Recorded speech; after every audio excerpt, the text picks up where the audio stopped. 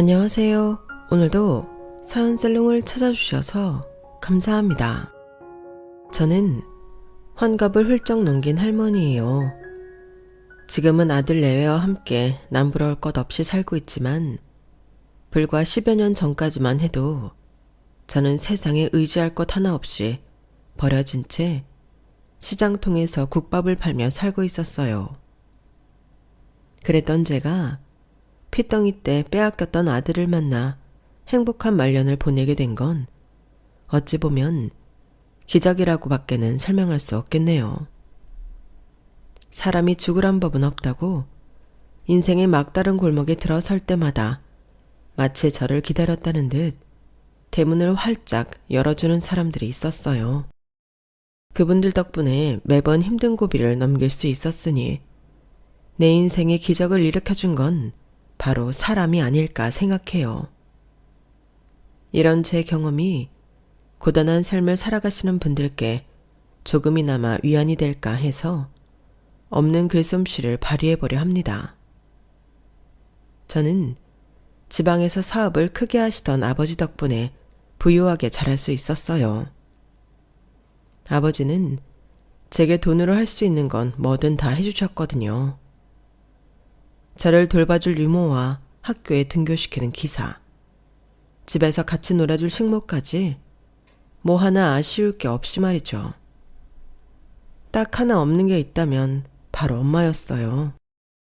저희 엄마는 저를 낳으시고 산후후유증으로 고생하시다가 제가 두 돌이 되던 해 세상을 떠나셨거든요. 엄마 없이 자라는 외동딸이 늘 마음에 걸리셨던 아버지는 바쁜 와중에도 저와 관련된 일이라면 한 걸음에 달려오시곤 했어요.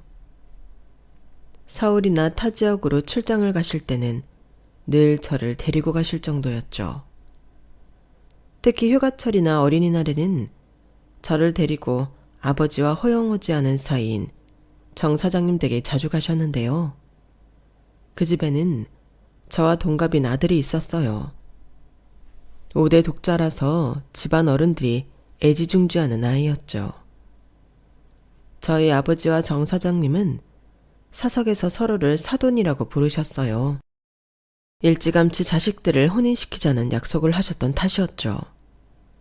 그렇다고 정혼을 한 사이는 아니었지만 그럼에도 어릴 때부터 하도 들어서 그런가 중학생이 되고부터는 내심 이 집이 내 시댁이 될 거라는 생각을 하고 살았던 것 같아요.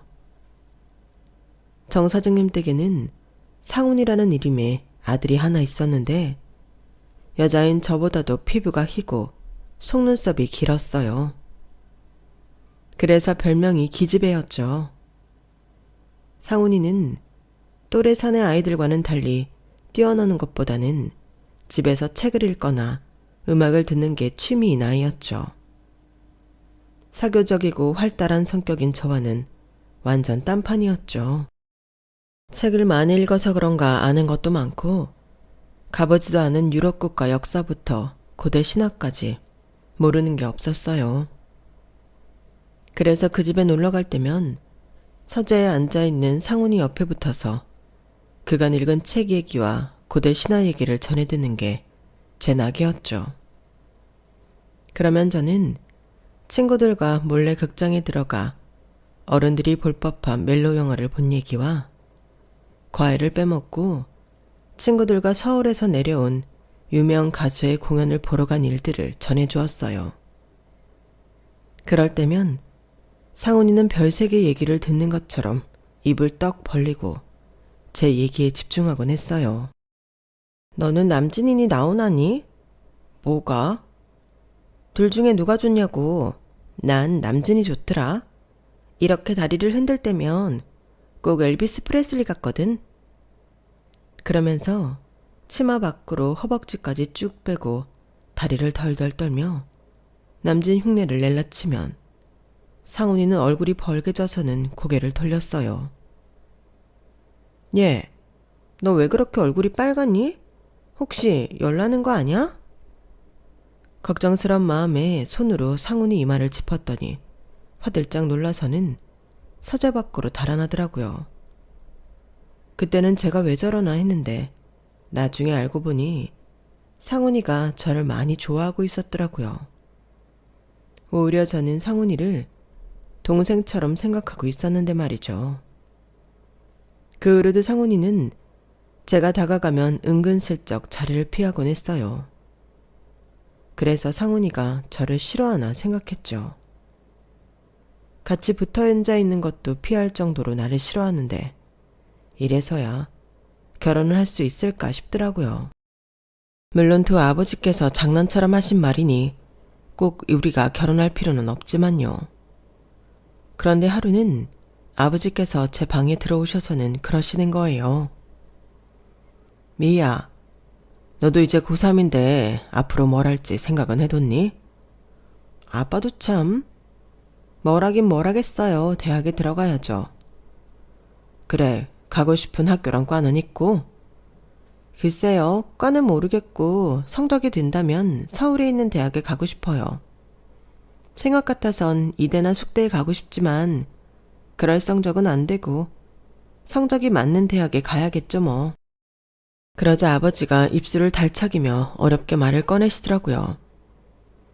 그러지 말고 시집을 가는 건 어떠니? 듣자 하니 상훈이가 너를 많이 좋아한다고 하던데. 상훈이요? 아버지도 참, 걔는 저 안 좋아해요. 내가 근처에만 가도 기겁을 하고 도망치는걸요. 저를 싫어하면 싫어했지 절대 좋아하지 않는다고요.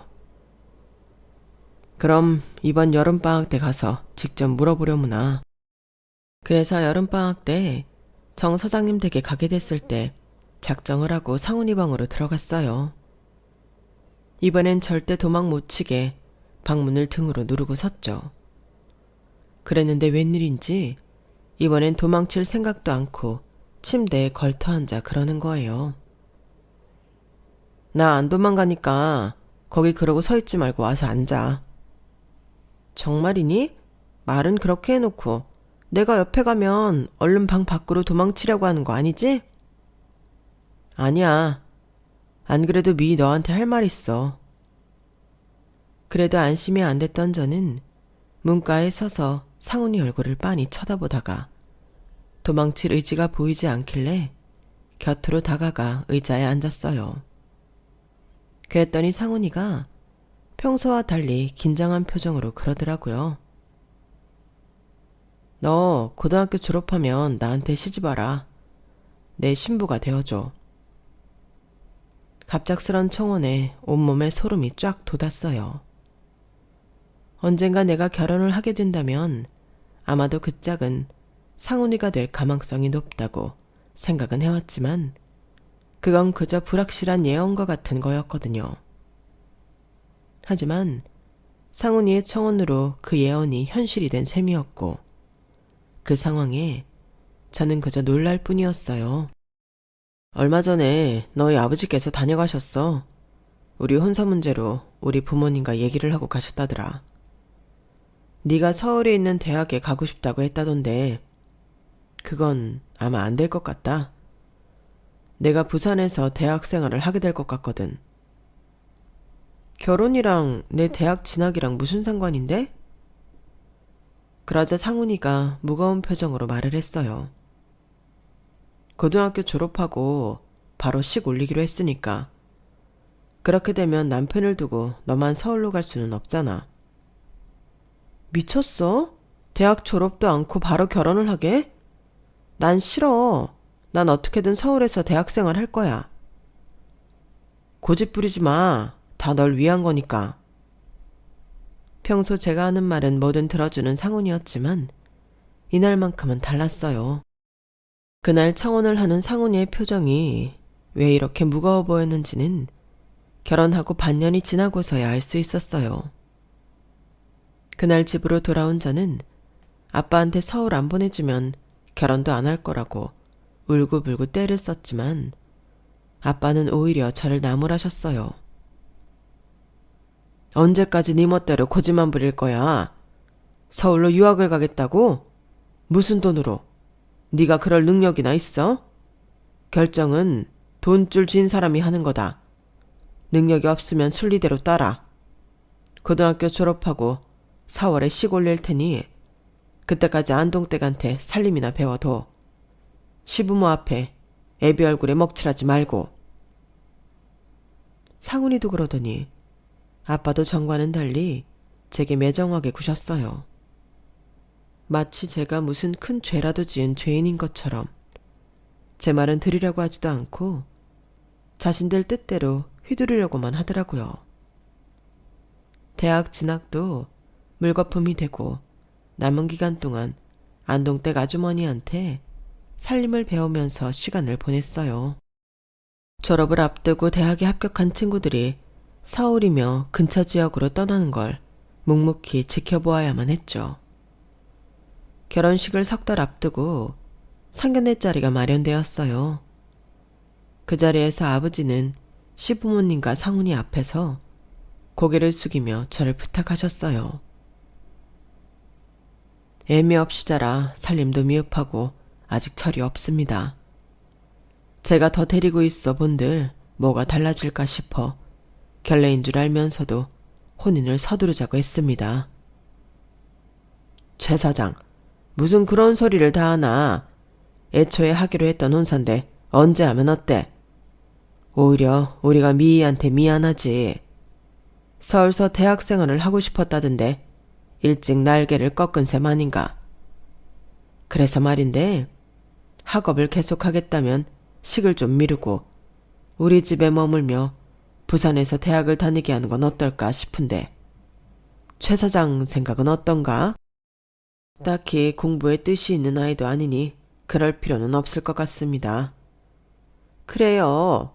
여자 행복이야. 남편한테 사랑받고 자식 낳아 키우는 보람으로 만들어지는 건데 굳이 대학까지 갈 필요 있나요? 일찌감치 시집와서 우리 상훈이 내조하며 사는 것도 괜찮을 것 같네요. 네, 사부인 말씀이 옳습니다. 보고 배운 게 없어서 사부인 눈에는 안 차겠지만 그래도 영특한 아이니 사부인께서 따뜻하게 지도해 주신다면 곧잘 따라는 할 겁니다. 아무쪼록 제 딸아이 잘 부탁드립니다. 제 의사와는 상관없이 결혼은 결정되었고 그해 4월 예정대로 식을 올리게 되었어요. 신혼집은 시댁에서 꾸리게 되어 저는 나고 자란 정든 집을 떠나 부산으로 가게 되었어요. 시댁에서의 생활은 지금까지 제가 살아온 것과 완전히 다른 것이었어요. 평소라면 눈도 뜨지 않을 시간에 일어나 식모들과 함께 아침상 준비를 하고 남편을 깨워 학교 보낼 준비를 해야 했어요. 부산대에 입학한 남편은 학업을 진행하며 결혼 생활을 했거든요. 지금은 사라진 제도지만 5대 독자라서 군대도 면제라 떨어져 지낼 필요 없이 결혼 생활을 이어갈 수 있었죠. 결혼 후 남편은 무척이나 제게 잘해주었어요. 저는 살림을 살고 있는데 자기 혼자 대학 생활을 하는 게 미안했던지 강의가 끝나면 동기들과 어울릴 생각도 않고 바로 집으로 돌아와 제 곁을 지켜주었거든요. 시어머니께서 매서운 시집살이를 시키신 건 아니었지만 그래도 시어머니는 시어머니인지라 많은 부분에서 눈치를 주셨어요. 이전에 아빠의 오랜 지인으로 알고 지내던 모습과는 또 다른 모습으로요. 그럴 때마다 남편은 저를 챙겨주려 노력을 했고요. 이를테면 이런 식으로요. 아침에 남편을 학교 보낼 준비를 하는데 어머님이 저를 불러 커튼이랑 이불 호청 뜯어서 빨라고 하시더라고요. 식모들이 할 일이지만 저도 할 줄 알아야 한다며 함께 하라고 하신 거죠. 그래서 남편과 아버님이 집을 나서자마자 이불 호청을 뜯고 있는데 집으로 전화가 온 거예요. 어머님이 받으셔선 통화를 하시더니 불쾌한 표정으로 저를 부르시더라고요. 예, 넌 하던 거 그만두고 상훈이네 학교로 좀 가봐라. 영어로 된 딕셔너리인지 뭔지 책상 위에 두고 갔다고 그거 챙겨서 오란다. 수업에 꼭 필요한 거라서 없으면 다음 수업을 들을 수 없다지 뭐니? 애도 참. 그리 중요한 거면 잘 좀 챙겨갈 것이지. 아, 영어 사전이요? 그런데 국문과 수업에 그게 왜 필요하대요? 아니, 누가 영어 사전 가져오란다니? 영어로 된 딕셔너리 가져오라고 하지 않든. 그리고 대학도 안 다녀본 애가 수업에 그게 필요한지 안 필요한지 뭘 안다고 그래? 잔소리 말고 얼른 가져다 주고 와. 상훈이 지금 수업 들어간다니까 교실 밖에서 지키고 섰다가 수업 끝나거든 얼른 주고 와. 이놈의 자식, 간만에 입을 호청 좀 빨라고 시켰더니 하필 이런 날 지차를 불러내고 그래. 어머님은 못마땅한 기색으로 방으로 들어가셨어요. 그 모습을 보니 저도 모르게 웃음이 나더라고요. 이게 다 남편이 꾸민 계략이란 걸 눈치챘거든요. 영어 사전이라고 하면 될 걸 일부러 딕셔너리라고 했잖아요. 그래야 어머님이 그게 뭔지 모르실 테니까요. 게다가 영어로 된 거니 어머님으로 하여금 뭔가 중요한 걸지도 모른다는 생각이 들게 했고요. 무엇보다 아무리 대학에 안 다닌 사람이라고 해도 국문과 수업에 영어 사전이 필요 없다는 건 다 알 거 아니겠어요. 그러니 집에서 빨래하느라 고생할 아내가 걱정돼 꾀를 낸 남편의 기지에 웃음이 날 밖에요. 그날 남편이 다니는 학교에 가게 된 저는 남편 손을 잡고 대학 캠퍼스를 거닐었어요. 그리고는 함께 태종대 구경도 하고 집으로 돌아왔죠. 아직 솜털이 가시지 않은 20살 동갑내기 부부였던 우리는 가끔 이런 깜찍한 몰래 데이트를 즐기곤 했어요. 이런 결혼 생활이라면 대학을 포기한 것도 아깝지 않을 것 같다는 생각이 들었죠. 하지만 이런 기쁨도 잠시, 결혼 3개월 차에 들어서자 본격적으로 시련이 불어닥치기 시작했어요. 예, 너도 알고 있었니? 네 아버지 회사 부도난 거. 세상에, 어떻게 하루아침에 그 큰 사업이 잿더미가 돼? 설마 이럴 줄 알고 결혼 서두른 거 아니야? 너 똑똑히 말해봐라. 네 아버지 회사 일이 될 거 진작부터 알고 있었던 거지? 어머님, 그게 무슨 말씀이세요? 저희 아빠 회사가 부도가 나다뇨. 너 지금 내 앞에서 연기하는 거 아니야? 정말 몰랐어? 세상에, 자기 딸한테까지 비밀로 했다니. 네 아버지도 참 대단하다. 아, 뭐해? 당장 네 아버지한테 연락해보지 않고. 어머님 말씀이 떨어지자마자 친정에 전화를 걸었어요. 평소라면 안동댁 아주머니나 집에서 일하는 아이가 전화를 받았을 텐데 그날은 아버지가 바로 받으시더라고요. 걱정할 거 없다. 네 아버지 이렇게 안 죽는다. 수십 년을 사업하면서 위기 한 번 없었겠니? 부자가 망해도 3년은 산다고. 먹고 사는데 문제 없으니 걱정 말아라. 그동안 일만 하고 살았으니 이참에 쉬면서 강태공으로 사는 것도 나쁘지 않아. 아버지, 정말 괜찮으신 거 맞으시죠? 안 되겠어요. 제가 내일이라도 집에 들릴게요. 그럴 거 없다니까. 네가 그러면 시댁에서 더 걱정하지 않겠니? 이럴 때일수록 애비 걱정 그만하고 시부모님이 걱정하시지 않게 평소처럼 그러야 해. 넌 이제 출가 외인이야. 최씨 집안 사람이 아니라 정씨 집안 사람이라고. 시부모님 공경하고 뱃속에 아이 잘 챙기면서 남편 내조에 신경 쓰면 되는 거다. 아버지께선 친정에 들르겠다는 저를 한사코 말리셨어요. 그때는 사정이 어떻게 돌아가는지 제대로 알지 못해서 아버지 말만 덜컥 믿어버렸는데 실상은 아버지 말씀과 달리 매우 좋지 않았어요. 그것도 모른 채 저는 아버지 말 맞다나 제 본분에 충실하려고 노력했어요. 지금으로선 그게 제가 할 수 있는 최선이라고 생각했거든요. 하지만 몇 달 뒤 들려온 건 청천벽력 같은 소식이었어요. 그건 바로 친정아버지의 부고였죠. 임신 5개월 차에 맞은 부친상으로 저는 심신이 단숨에 무너져 버렸어요.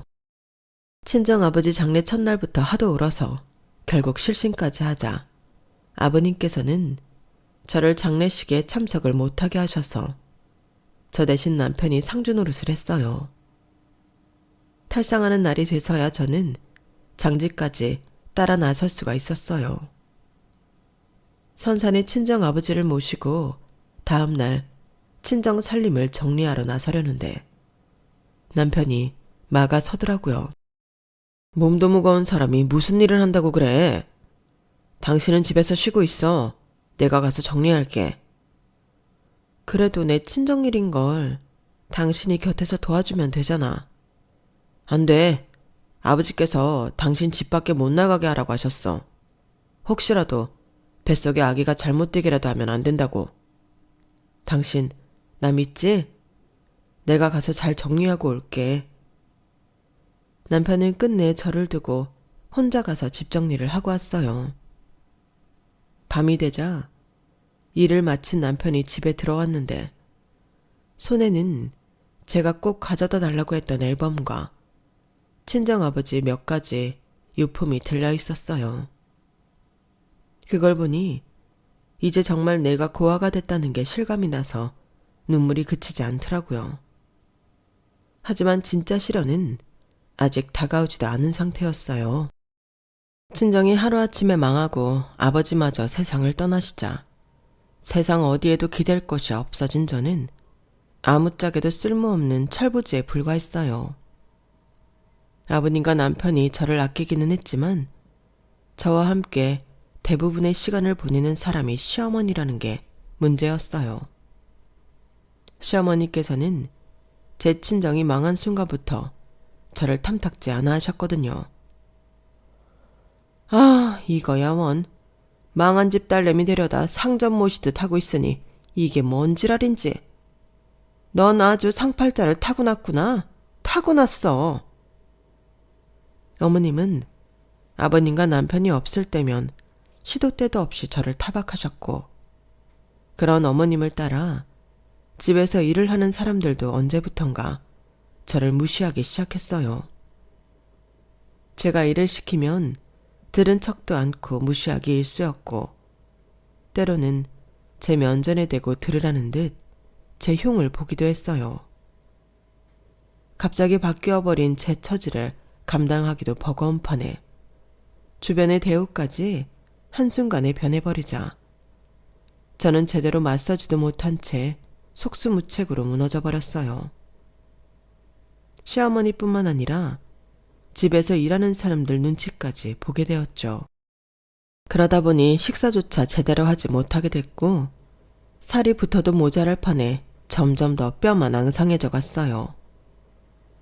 이런 내막을 모르는 남편과 시아버지는 몸에 좋다는 음식이며 보약까지 지어다 주셨지만 그런 것들은 제 입까지 들어오기도 전에 누군가에 의해 사라지게 일쑤였어요. 그러던 어느 날이었어요. 아침에 남편과 아버님을 배웅하고 부엌으로 돌아간 저는 평소처럼 아침상을 물리고 나온 설거지를 했어요. 일하는 사람들은 그런 제게 눈길 한번 안 주고 부엌 한켠에서 뭔가를 먹고 있었죠. 그런데 그때였어요. 니들이 왜 그걸 먹고 있어? 내가 내 안사람 먹으라고 사다 놓은 걸. 분명 몇 분 전에 제가 배웅까지 했던 남편이 어느새 부엌에 들어와 있지 뭐예요. 남편은 식모들 손에 들린 화과자를 뺏어들고는 불같이 화를 냈어요. 지금까지 니들이 다 처먹었던 거야? 바나나면 미제 분유며 니들이 다 뺏어 처먹었던 거냐고.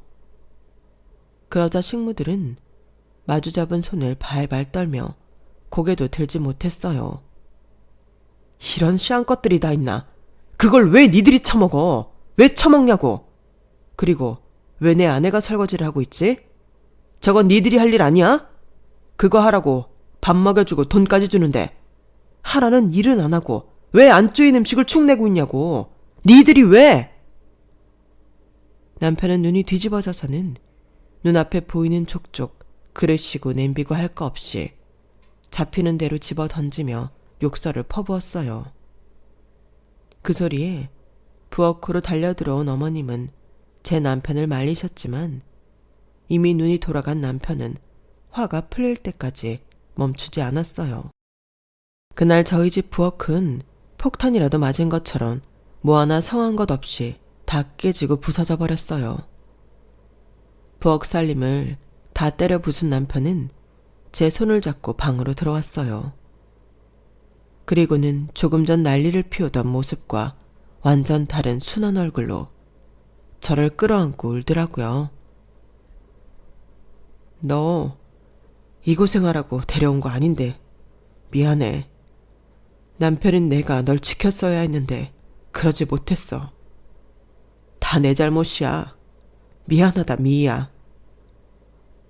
그런 소리 마라. 난 너랑 결혼한 거 한 번도 후회한 적 없어. 너 아니었으면 나 우리 아버지 돌아가셨을 때 버티지 못했을 거야.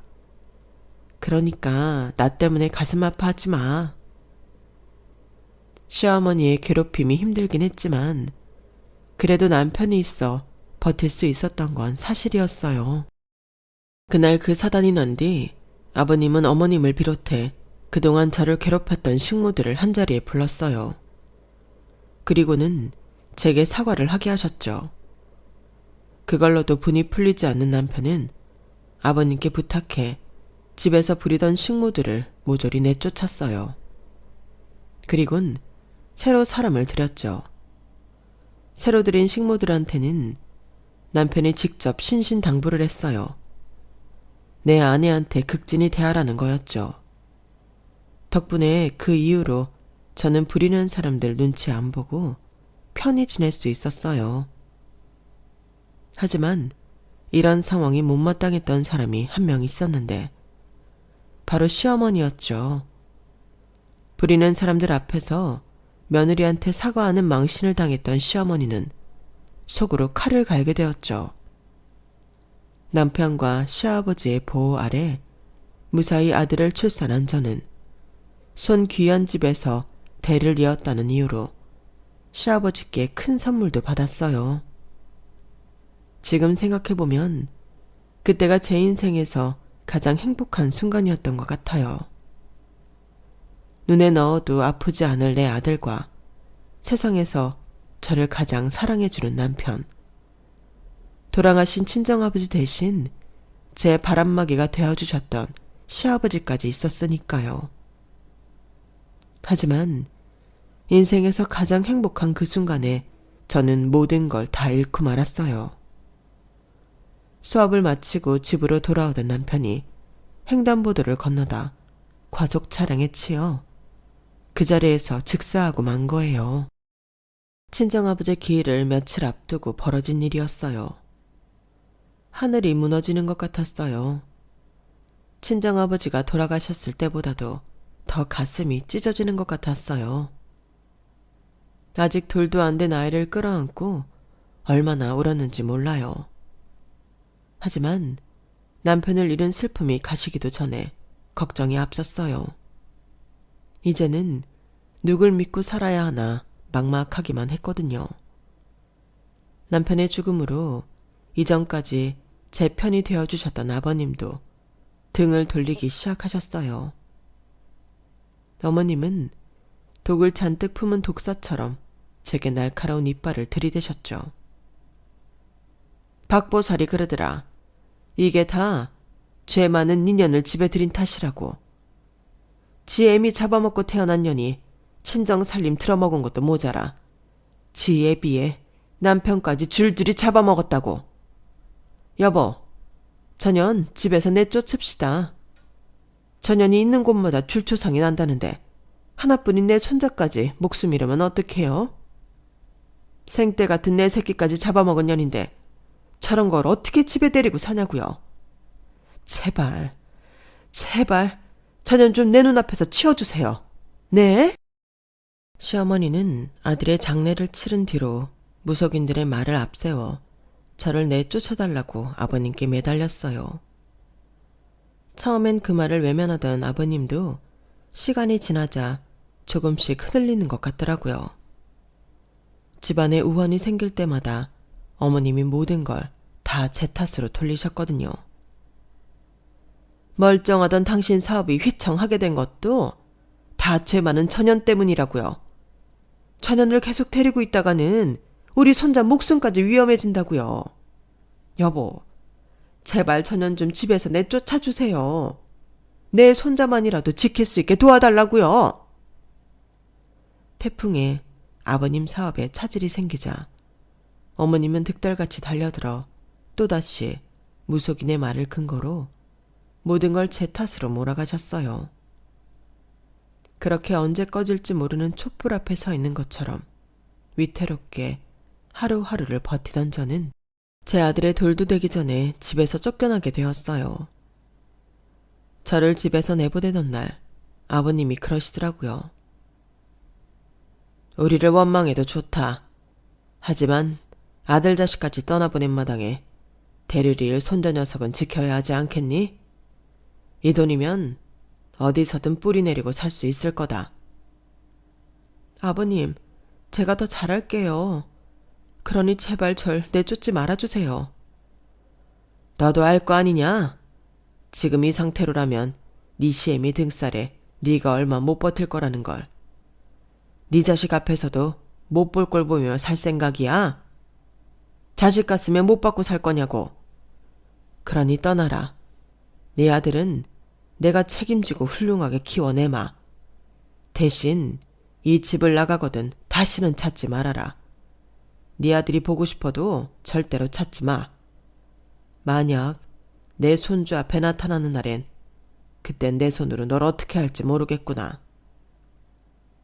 아버님은 돈가방을 손에 쥐어주시곤 저를 집에서 내쫓으셨어요. 저는 엄동설안에 반나절이나 대문 앞에부터 들여보내달라고 울부짖었지만 돌아온 건 시어머니의 매몰찬 욕설과 악담뿐이었어요. 결국 저는 하도 울어서 온몸에 진이 다 빠진 채로 기차역으로 향했어요. 그곳에서 기차를 타고 제 친정집으로 향했죠. 이미 남의 손에 넘어간 지 오래된 집이었지만 그래도 그곳밖에는 갈 곳이 없었어요. 그런데 거기서 동네 사람을 통해 뜻밖의 사실을 전해 듣게 된 거예요. 저희 아버지가 사업이 망한 뒤 집도 뺏긴 채 동네 어느 허름한 여인숙에서 지내셨다는 얘기였죠.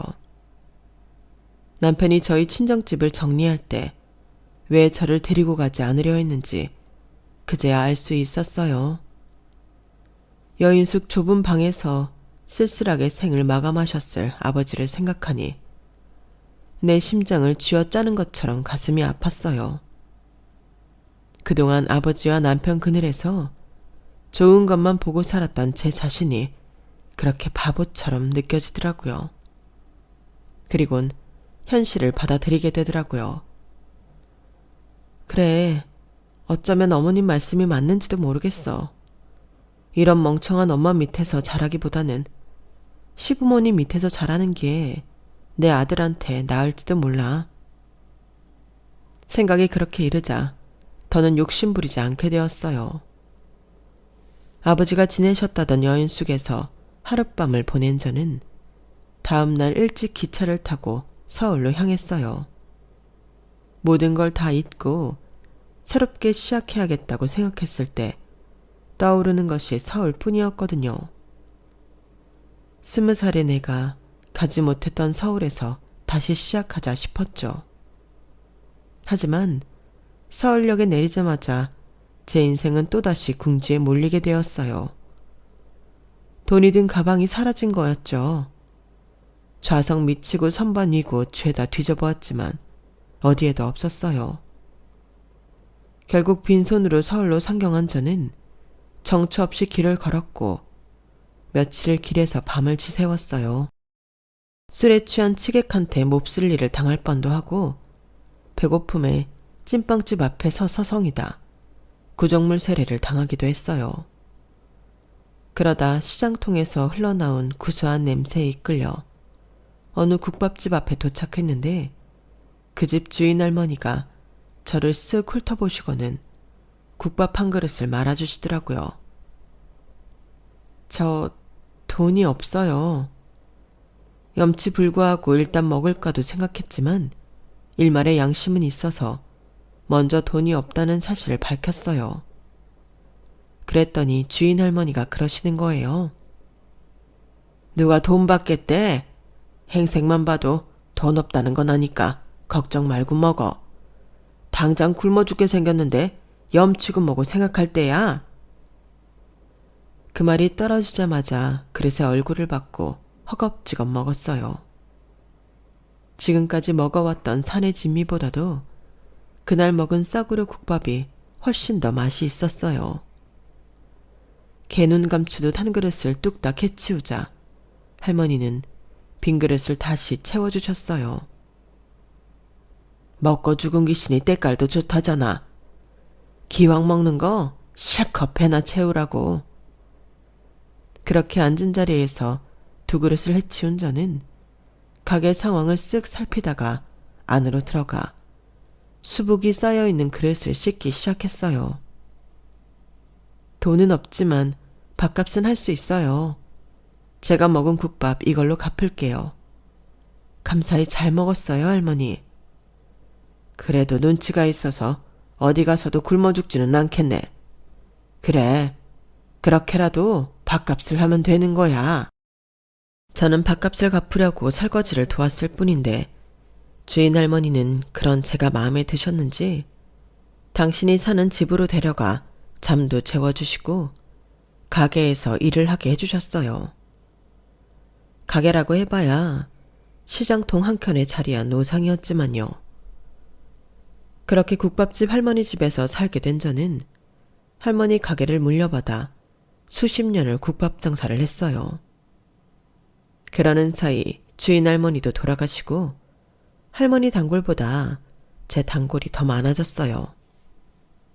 주인 할머니께서 갈 곳이 없던 제게 온정을 베푸신 것처럼 저도 형편이 어려운 이웃들한테는 공짜 밥도 퍼주고 주머니가 가벼운 손님들을 생각해 오랜 세월 최소한의 이웃만 남기며 저렴한 가격으로 국밥을 팔았어요.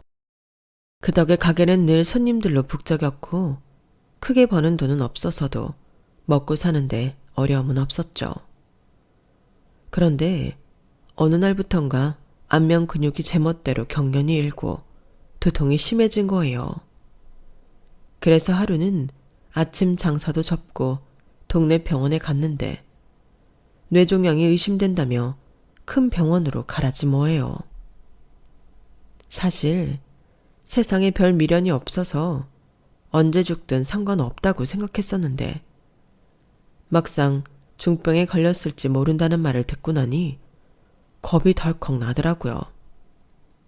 그렇게 대학병원에서 검사를 받았는데 다행히 뇌종양은 아니고 뇌수막종이라고 하더군요. 하지만 현재로선 약물 치료는 불가능하고 수술을 해야 한다고 했어요. 그러자면 몇 달은 꼼짝없이 가게 문을 닫을 수밖에 없는 상황이었죠. 그동안 쉬지 않고 일을 하기는 했지만 그리 벌어놓은 돈이 많지는 않아서 덜컥 겁이 났어요.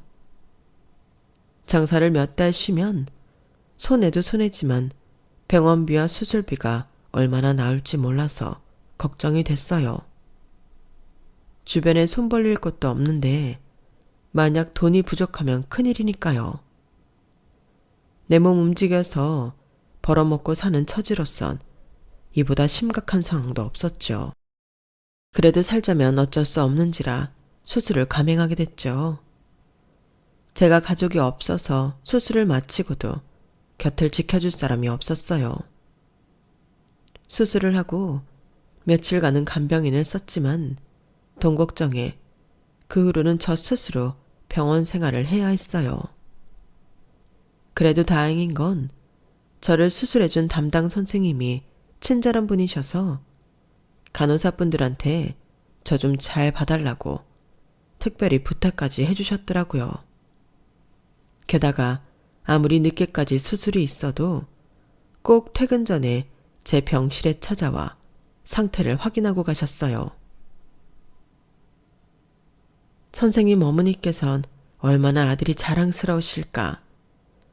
인물도 좋고 실력도 좋고 인품까지 훌륭한 아드님을 두셨으니. 그럴까요? 저는 어머니 얼굴도 모르고 자라서. 에구 이런, 내가 괜한 소리를 했네요. 실은 나도 내 아들이 어떻게 자랐는지 모른 채 살고 있답니다. 지금쯤이면 선생님 나이 또래 정도 됐을 텐데 어떻게 자랐을지 상상도 안 돼요. 이럴 줄 알았으면 진작에 사진이라도 찍어 놓을 걸. 그러지 못한 게 한이 되네요. 돌 전까지는 남편을 많이 닮았었는데 그래서 아들 생각이 나면 죽은 남편 사진을 꺼내보곤 한답니다.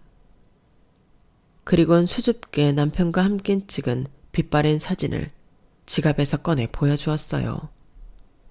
그랬더니 그 사진을 본 의사 선생님 표정이 조금 이상해지더라고요. 그리고는 굳은 표정으로 병실을 나갔어요. 그리고 다음날 담당 선생님은 오전 회진 때도 그렇고 퇴근 시간 때도 그렇고 제 병실을 찾지 않았어요.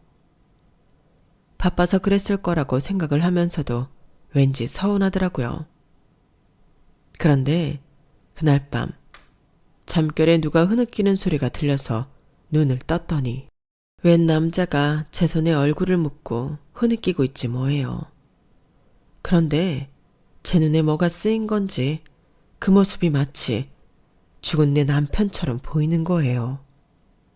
그래서 아, 이게 꿈인가 보다 생각했어요. 그래서 반가운 마음에 남편을 불렀죠. 여보, 당신이야? 그렇게 꿈에서도 한 번을 안 찾아오더니 마누라가 아프다니까 찾아온 거야? 왔으면 날 깨우지. 울긴 왜 울어. 어릴 때도 그렇게 잘 울더니 죽어서도 여전하네. 그러자 제 손등에 얼굴을 묻고 울던 남자가 고개를 들었어요. 그런데 그 사람은 제 남편이 아닌 제 담당 의사 선생님이더라고요. 선생님은 눈물이 잔뜩 번진 얼굴로 힘겹게 말을 이어갔어요. 엄마, 저 순돌이에요. 엄마 아들 순돌이. 그럴 리가 없는데요. 선생님 이름은 정수혁이잖아요. 호적엔 그렇게 올라가 있지만 어릴 때 집에서는 순돌이라고 불렀어요. 돌아가신 아빠가 엄마 힘들지 않게 순하게 자라라고 그렇게 지어주셨다고요.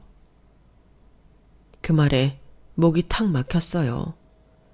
그리곤 하염없이 눈물이 흘러내렸어요. 의사 선생님 말대로 제 남편이 어린 아들한테 순돌이란 이름을 지어주었거든요. 40년 만에 만난 아들을 끌어안고 서럽게 울던 저는 한편으로 너무 미안하기도 했어요. 엄마인 내가 내 새끼 얼굴도 이름도 알아보지도 못했다는 사실이 너무 창피하고 미안했거든요. 그날 자리를 옮겨 아들과 얘기를 나누다 보니 아들이 어떻게 내가 엄마라는 걸 알게 됐는지 알 수 있었어요. 제가 보여준 사진 속 남편 얼굴을 보고 알았던 거였죠. 그래서 확인차 할아버지를 찾아가 저에 대해 물었던가 봐요. 그렇게 이름과 나이를 알게 된 아들은 낡은 사진첩에서 남편과 함께 찍었던 제 고등학생 시절 사진을 찾아냈고 제가 자신의 엄마라는 확신을 갖게 되었던 거예요. 시어머니는 10수년 전에 세상을 떠나시고 시아버지는 현재 서울 모처 요양원에 계시다고 했어요. 엄마가 돌아가신 줄로만 알았어요. 할머니한테 그렇게 듣고 자랐거든요. 그런데 사진 속 아빠를 보고는 의심이 가더라고요.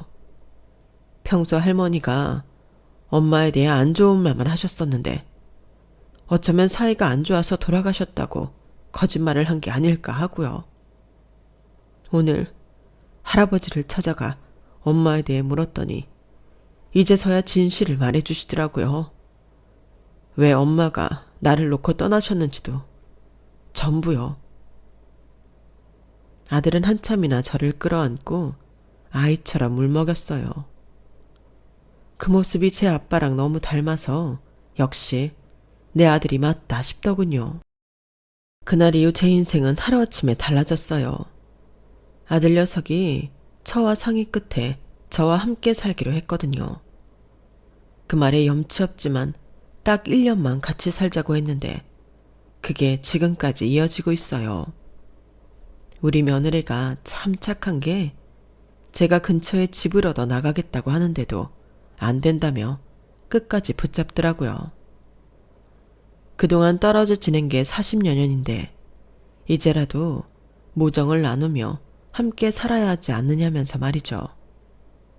덕분에 저는 그동안 밥 한 끼 차려 먹이지 못했던 내 아들한테 실컷 솜씨를 발휘해 먹이고 있답니다. 며느리는 수고스럽지 않냐고 쉬라고 하지만 제가 만든 음식을 내 아들 내외와 손주, 손녀가 맛있게 먹는 걸 보면 얼마나 행복한지 몰라요. 인생에 행복이 뭐 있나요? 내 새끼들 입에 맛난 거 넣어주는 게 행복이죠. 한때는 내가 전생에 죄를 많이 지어 이런 시련을 겪고 사나 생각했는데 지금에 와서는 내 인생의 고비 때마다 나를 도와준 고마운 사람들 얼굴만 떠오르네요. 내 아버지 회사가 망한 걸 알면서도 저를 지키려 결혼을 감행한 내 남편과 집도 절도 없이 떠돌게 된 저를 아무 대가 없이 받아주신 국밥집 사장님, 그리고 수십 년 동안 제 가게를 찾아와 국밥을 팔아준 손님들 말이에요. 고생 끝에 낙이 온다고 여러분도 버겁게 느껴지는 지금, 이 순간의 고비만 잘 넘긴다면 분명 언젠가 저처럼 웃는 날을 만날 수 있을 겁니다. 제 사연 들어주셔서 감사드리고요. 여러분들의 가정에 행복이 가득하시길 바랍니다. 여러분, 사연 댓글에 응원과 현명한 조언 부탁드려요. 좋아요와 구독은 저에게 큰 힘이 됩니다. 오늘도 좋은 일 가득하세요.